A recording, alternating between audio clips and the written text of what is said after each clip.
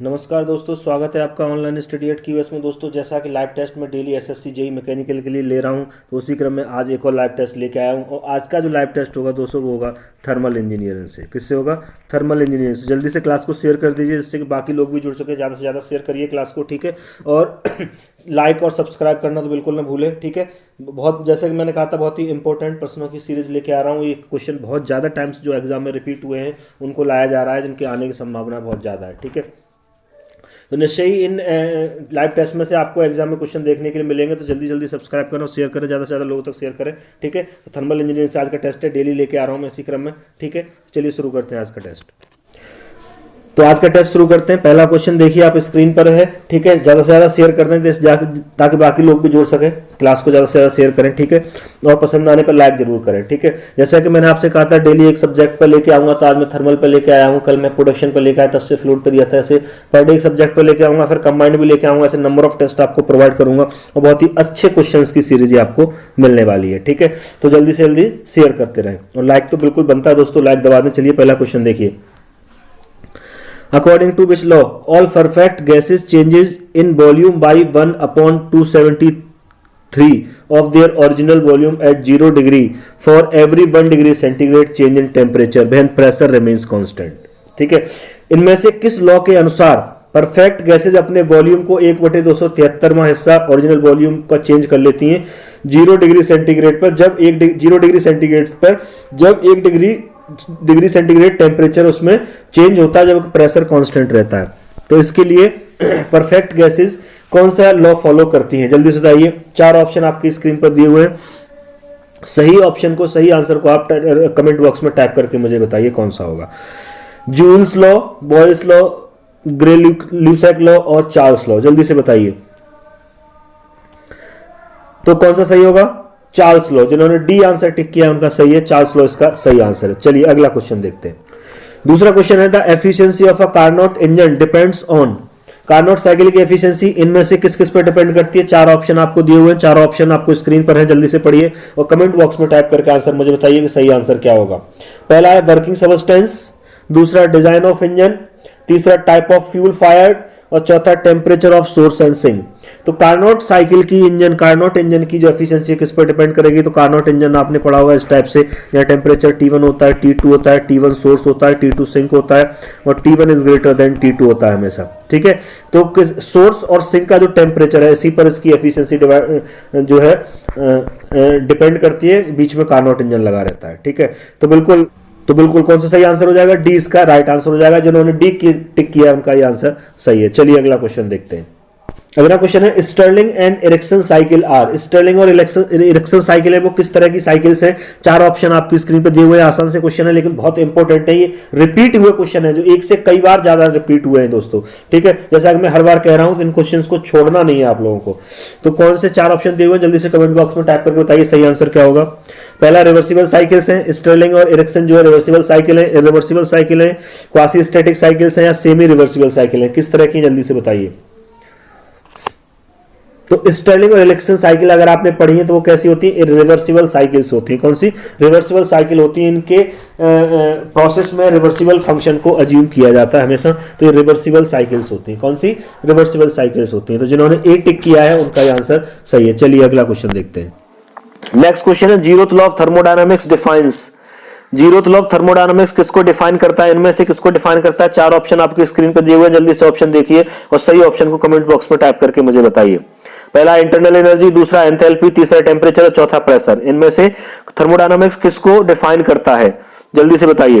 देखिए zeroth law of thermodynamics आपने पढ़ा होगा कि किसी बॉडी एक जो है बॉडी बी के साथ थर्मल इक्विलिब्रियम में और बॉडी बी किसी बॉडी सी के साथ थर्मल इक्विलिब्रियम में, तो बॉडी ए और सी भी थर्मल इक्विलिब्रियम में होंगी। और यहाँ थर्मल इक्विलिब्रियम से मतलब उनका था टेम्परेचर के साथ। अगर इसका टेम्परेचर टी है और इसका टी है तो इसका टेम्परेचर भी टी है, तो इनका आपस में भी टी होगा। तो किसको डिफाइन करती है? टेम्परेचर को डिफाइन करती है। तो जीरोथ लॉ ऑफ थर्मोडायनामिक्स किसको डिफाइन करता है? टेम्परेचर को डिफाइन करता है। तो जिन्होंने सी आंसर टिक किया उनका ये सही है। चलिए अगला क्वेश्चन देखते हैं। अगला क्वेश्चन है, the efficiency of Carnot cycle is maximum for. Carnot cycle की एफिशिएंसी इनमें से किसके लिए मैक्सिमम होगी आपसे पूछा गया है। 4 ऑप्शन स्क्रीन पर दिए हैं। जल्दी से ऑप्शन पढ़िए और कमेंट बॉक्स में टाइप करके सही आंसर मुझे बताइए। पहला है गैस इंजन, दूसरा पेट्रोल इंजन, तीसरा रिवर्सिबल इंजन, चौथा स्टीम इंजन। तो कार्नोट साइकिल की जो मैक्सिमम एफिशिएंसी के क्राइटेरिया हम निकालते थे, जैसे कोएफिशिएंट ऑफ परफॉर्मेंस कहते थे, वो किसके लिए? रिवर्सिबल इंजन के लिए होता था। और रिवर्सिबल हीट इंजन को ही हम क्या कहते हैं? रेफ्रिजरेटर या हीट पंप बोलते हैं। तो कार्नोट साइकिल की जो एफिशिएंसी, मैक्सिमम एफिशिएंसी होती है, वो रिवर्सिबल इंजन के लिए होती है। क्लियर है? तो जिन्होंने बी टिक किया है उनका ये आंसर सही है। चलिए अगला क्वेश्चन देखते हैं। नेक्स्ट क्वेश्चन है, which of the following is an irreversible cycle? इनमें से कौन सी इरिवर्सिबल साइकिल होती है? ठीक है, चार ऑप्शन आपको दिए हुए हैं, चार ऑप्शन आपकी स्क्रीन पे जल्दी से देखिए और कमेंट बॉक्स में टाइप करके राइट आंसर मुझे बताइए। पहला है कार्नोट साइकिल, दूसरा स्टर्लिंग साइकिल, तीसरी इरिक्सन या नन ऑफ। इनमें से इरिवर्सिबल कौन सी है ये आपको बताना है। इरिवर्सिबल साइकिल तो मैंने आपको बताया था, कार्नोट भी ऊपर रिवर्सिबल साइकिल होती है, इरिक्सन और स्टर्लिंग ऊपर क्वेश्चन आया ही है, वो भी रिवर्सिबल होती है। तो ये सब क्या है? रिवर्सिबल साइकिल है। तो इरिवर्सिबल इनमें से कोई नहीं है, तो चौथा आंसर आपका सही हो जाएगा, नन ऑफ द एबव। तो जिन्होंने चौथा टिक किया उनका ये आंसर सही है। चलिए अगला क्वेश्चन देखते हैं।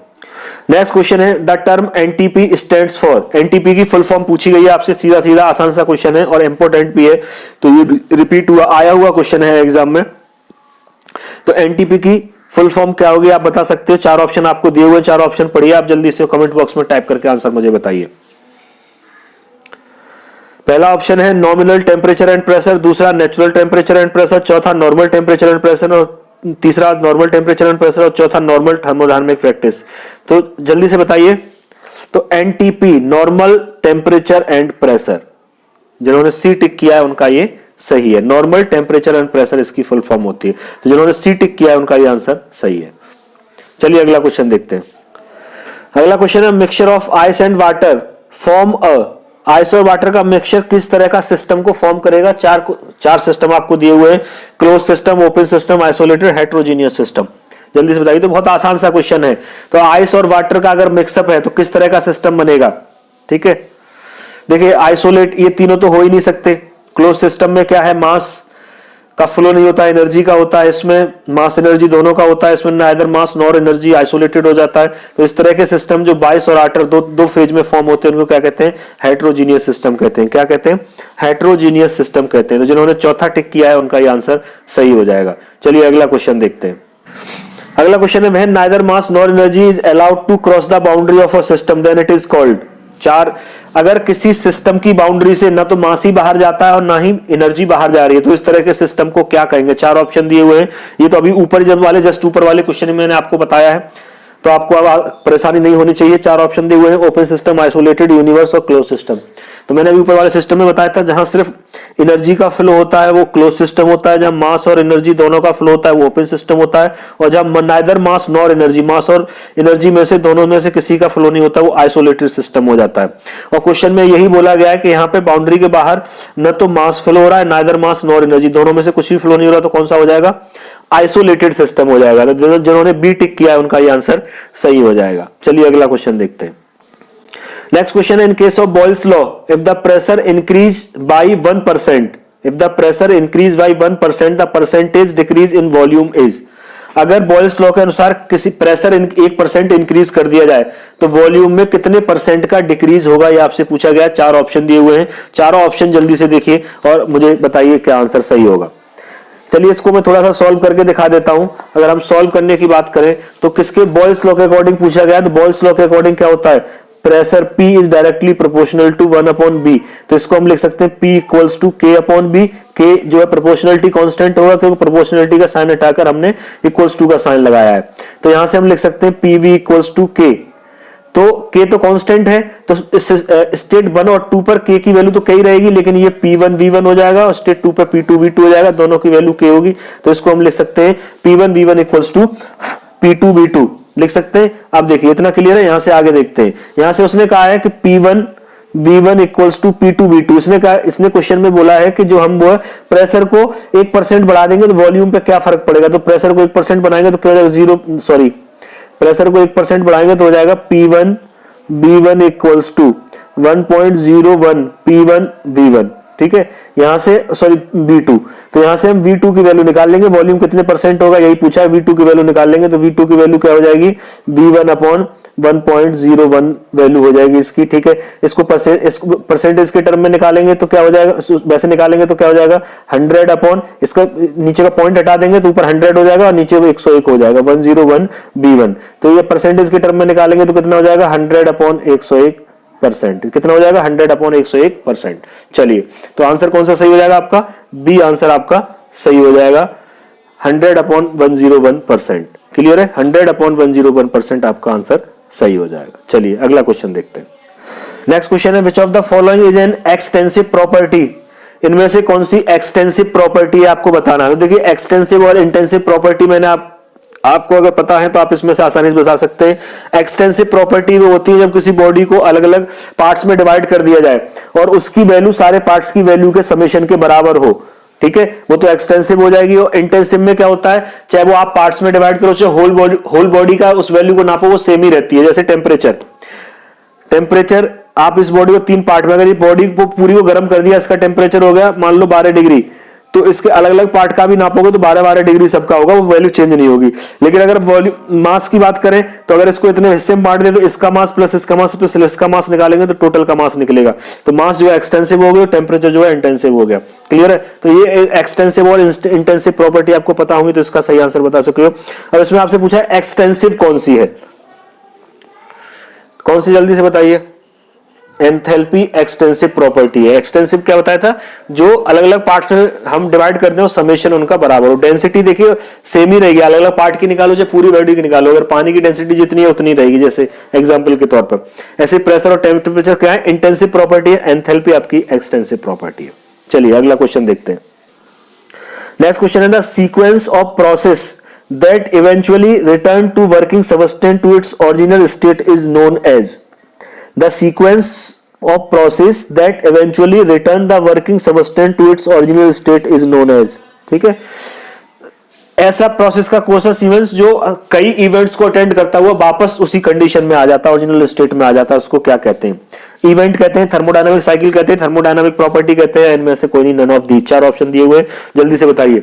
तो इसको क्या कहते हैं, थर्मोडायनामिक साइकिल कहते हैं। जिन्होंने बी आंसर टिक किया उनका ये सही है, बिल्कुल। कोई भी आप प्रोसेस लेते हो तो वो एक स्टेट 1 से चलना शुरू होता है, लौट के स्टेट 1 तक आ जाता है, तो उसमें पीवी या टीएस डायग्राम के थ्रू हम देखते हैं, तो वो क्या होता है, थर्मोडायनामिक साइकिल होती है। तो जिन्होंने दूसरा आंसर टिक किया उनका ये सही है। चलिए अगला क्वेश्चन देखते हैं। नेक्स्ट क्वेश्चन है, according to kinetic theory of gases at absolute zero, according to kinetic theory of gases के संबंध में क्वेश्चन पूछा गया है। तो एट एब्सोल्यूट जीरो पे आगे का स्टेटमेंट आपको कंप्लीट करना है। तो 4 ऑप्शन आपको दिए हुए हैं और जल्दी से ऑप्शन पढ़िए, कमेंट बॉक्स में टाइप करके बताइए सही आंसर क्या होगा। पहला, specific heat of molecules reduce to zero. दूसरा है kinetic energy of molecules reduce to zero. तीसरा है volume of gas reduce to zero. और चौथा pressure of gas reduce to zero. जल्दी से बताइए, काइनेटिक थ्योरी ऑफ गैसेस के संबंध में इस स्टेटमेंट को पूरा करना है, तो जल्दी से बताइए कौन सा आंसर सही होगा, कमेंट बॉक्स में टाइप करिए। जी, बी आंसर इसका सही हो जाएगा। At absolute zero kinetic energy of molecules reduce to zero. Clear है, तो बी आंसर जिन्होंने टिक किया उनका ये सही है। चलिए अगला क्वेश्चन देखते हैं। नेक्स्ट क्वेश्चन है, according to Gay Lussac law for perfect gases, Gay Lussac law for perfect gases, the absolute pressure of given mass variety varies directly as. According to Gray-Lussac law for perfect gases, the absolute pressure of given mass varies directly as। जो absolute mass है gases का वो किसके respect में, किसके directly proportional होगा, ये पूछा गया है। वेरीज डायरेक्टली है मतलब किसके डायरेक्टली प्रोपोर्शनल होगा, किसके अकॉर्डिंग। ठीक है, 4 ऑप्शन आपको दिए हुए हैं, चारों ऑप्शन 1 बाय 1 आप देखिए और मुझे कमेंट बॉक्स में टाइप करके बताइए सही आंसर क्या होगा। पहला ऑप्शन है टेम्परेचर, दूसरा एब्सोल्यूट टेम्परेचर, तीसरा absolute temperature if volume remains constant और चौथा product of absolute temperature and volume. जल्दी से बताइए कौन सा आंसर सही होगा। तो जिन्होंने सी टिक किया है उनका ये आंसर सही है। जो इस लॉ के अकॉर्डिंग, ल्यूसेक लॉ के अकॉर्डिंग जो एब्सोल्यूट प्रेशर होता है, एब्सोल्यूट प्रेशर ऑफ गिवन मास जो होता है वो किसके डायरेक्टली प्रोपोर्शनल होता है, एब्सोल्यूट टेम्परेचर के डायरेक्टली प्रोपोर्शनल होता है। किस कंडीशन में, इफ वॉल्यूम रिमेन्स कांस्टेंट, यदि वॉल्यूम कांस्टेंट रहता है तब। ठीक है, चलिए अगला क्वेश्चन देखते हैं। नेक्स्ट क्वेश्चन है, 3 states of matter are distinguished respect to molecules by the, जो 3 स्टेट हैं मॉलिक्यूल्स की, उनको मॉलिक्यूल्स की किसके रेस्पेक्ट में जो है डिफरेंशिएट किया जा सकता है, किसके रेस्पेक्ट में डिफरेंशिएट किया जा सकता है। चलिए जल्दी से बताइए, 4 ऑप्शन आपकी स्क्रीन पर है, ऑप्शन देखिए, इनमें से सही आंसर बताइए क्या होगा। पहला एटम्स एंड मॉलिक्यूल्स, दूसरा नंबर्स, तीसरा ओरिएंटेशन और चौथा कैरेक्टर ऑफ मोशन। तो किसके स्टेट ऑफ मैटर को किसके रेस्पेक्ट, मॉलिक्यूल्स की स्टेट ऑफ मैटर को किसके रेस्पेक्ट में डिफरेंशिएट किया जाता है, कैरेक्टर ऑफ मोशन के रेस्पेक्ट में डिफरेंशिएट किया जाता है। तो जिन्होंने चौथा आंसर टिक किया उनका ये सही है। चलिए अगला क्वेश्चन देखते हैं। Equal volume of all gases at the same temperature and pressure contain equal number of molecules, this is according to. उसमें कहा है कि equal volume of all gases, सभी गैसेस का इक्वल वॉल्यूम हो और उनका टेम्परेचर और प्रेशर सेम हो, तो उन सब में मॉलिक्यूल्स की संख्या जो होगी वो समान होगी। ये किस लॉ के अकॉर्डिंग ये स्टेटमेंट कहा गया है, ठीक है। 4 ऑप्शन दिए हुए हैं, जल्दी से देखिए, कमेंट बॉक्स में टाइप करके मुझे बताइए कौन सा आंसर सही होगा। पहला है चार्ल्स लॉ, दूसरा एवोगैड्रो लॉ, तीसरा जूल्स लॉ और चौथा लुसेक लॉ। तो जल्दी से बताइए, तो ये स्टेटमेंट किस लॉ का, सिंपली ये बताना है, तो किस लॉ का है, एवोगैड्रो लॉ का है। किसका है, एवोगैड्रो लॉ का है। तो जिन्होंने बी आंसर टिक किया उनका ये आंसर सही है। चलिए अगला क्वेश्चन देखते हैं।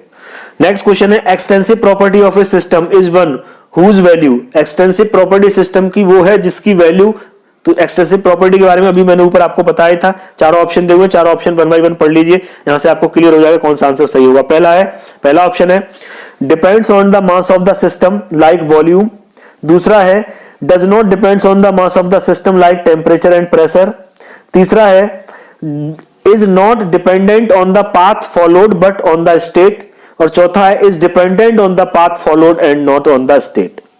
4 ऑप्शन आपको क्लियर है, 4 ऑप्शन आपको दिए हुए हैं। तो एक्सटेंसिव प्रॉपर्टी के संबंध में कौन सा स्टेटमेंट सही है ये आपको बताना है। तो जल्दी से बताइए कौन सा सही है, कमेंट बॉक्स में टाइप करके आंसर मुझे बताइए। तो बिल्कुल कौन सा सही होगा, पहला depends on the mass of the system like volume, ठीक है। तो ये पहला आंसर इसका सही हो जाएगा। चलिए अगला क्वेश्चन देखते हैं।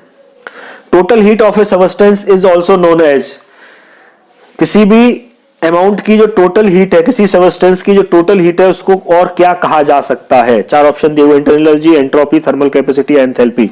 जल्दी से बताइए क्या कहा जा सकता है, बहुत आसान सा क्वेश्चन है। जो टोटल हीट है उसको क्या कहा जाता है, बिल्कुल एंथैल्पी कहा जाता है। चौथा आंसर इसका सही हो जाएगा, जिन्होंने चौथा टिक किया उनका ये आंसर सही है। तो दोस्तों आज के लिए इतना ही। आई होप कि आपको टेस्ट पसंद आया होगा। बहुत ही इंपॉर्टेंट क्वेश्चंस में लेके आ रहा हूं, जैसा कि मैंने पहले भी कहा था। लाइक शेयर करते रहे, सब्सक्राइब अगर नए हैं तो करना बिल्कुल न भूलें। और ठीक है, कल 8:30 बजे फिर से नए टेस्ट के साथ मिलता हूं। सब्जेक्ट कौन सा होगा ये कल ही पता चलेगा, जैसा कि मैंने कहा है डेली में सब्जेक्ट अनाउंस करता हूं, तो कल ही पता चलेगा किस सब्जेक्ट से आएगा टेस्ट कल का। ठीक है, तो मिलता हूं कल 8:30 बजे, तब तक के लिए नमस्कार।